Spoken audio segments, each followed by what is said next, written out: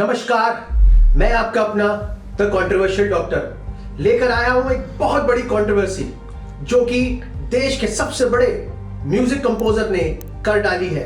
जी हां, AR रहमान द्वारा। हमने हमेशा AR रहमान जी की धुनों को सम्मान दिया है, उनके म्यूजिक में देश की आवाज सुनी है, लेकिन आजकल वही आवाज कुछ बदली सी लग रही है।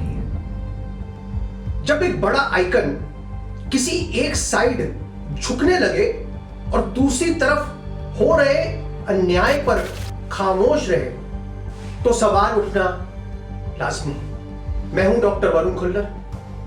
आज बात किसी ट्यून की नहीं बल्कि उस आइडियोलॉजी की होगी जो हमारे बड़े आइकन्स के दिमाग को घेर चुकी है। आज हम बात करेंगे AR रहमान के रीसेंट इंटरव्यू के बारे में और उनकी उस खामोशी की जो बांग्लादेश में जलते हुए हिंदुओं के घरों पर कुछ नहीं बोलती। वही खामोशी जिसका जवाब उनसे अर्नब गोस्वामी भी मांग रहे हैं। 48 फिल्में 6 साल में।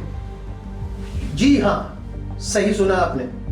रहमान साहब ने हाल ही में एक इंटरव्यू में यह कह दिया कि पिछले कुछ सालों में कम्युनल रीजंस, जी हां, कम्युनल रीजंस की वजह से उन्हें काम नहीं मिल रहा, पर फिर भी जैसे मैंने कहा 48 फिल्में करी उन्होंने 6 साल में, तो डेटा तो कुछ और ही कह रहा है। ये उनका अब तक का सबसे बिजी दशक रहने वाला है। क्या ये विक्टिम कार्ड सिर्फ उनकी गिरती हुई म्यूजिक क्वालिटी को इररिलेवेंस करने के लिए है या तो अपना कम्युनल स्टैंड लेने के लिए? सवाल यह है कि जब इतनी बड़ी ट्रेजेडी हो रही है तो हमारे ह्यूमनिस्ट आइकॉन्स क्यों समझना नहीं चाहते? क्या उन्हें एक सेंस ऑफ जस्टिस बॉर्डर्स तक ही लिमिटेड दिखता है, या फिर उन्हें लगता है कि हिंदुओं के अलावा किसी भी अगर जुल्म हो रहा है तो वही एक क्वेश्चनेबल चीज है? अपनी ग्लोबल ब्रांड को सुधारने के लिए पहले इन्हीं मियां जी ने अपना नाम दिलीप से AR रहमान रखा और अब अपनी ग्लोबल इमेज बचाने के लिए ही ये आदमी कम्युनल कार्ड खेल रहा है। AR रहमान साहब, मैं इस वीडियो के माध्यम से आपको बताना चाहता हूं, आप होंगे एक बहुत बड़े स्टार, बहुत सोशल आपकी फॉलोइंग होगी, बहुत अच्छे गाने लिखे होंगे आपने। आपके एक शब्द से लाखों लोगों का माइंडसेट बदल सकता है। क्या आप ये जानते हैं? नेक्स्ट जनरेशन आपको देख रही है। जब आप छावा जैसी फिल्म को डिसाइसिव कह सकते हैं, डिवाइसिव कह सकते हैं, मेरा डायग्नोसिस तो बहुत क्लियर है। कमर्शियल सक्सेस और ग्लोबल अवार्ड्स आपको अपने देश से बड़ा नहीं बनाते, आपको बड़ा ही नहीं बनाते।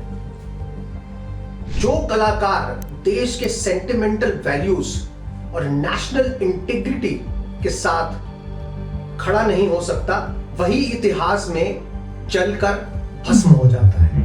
बॉलीवुड को ये म्यूजिक इंडस्ट्री अगर अपनी रूट्स को इग्नोर किया तो ऑडियंस आपको उतना ही नीचे गिरा देगी जितना उसने आपको ऊपर चढ़ाया है। हमें अब वो रहमान नहीं चाहिए जो वंदे मातरम के जज्बे को हर इंडियन की तकलीफ में महसूस करा करते थे, या फिर हमें लगता था करते हैं। Nation is over icons.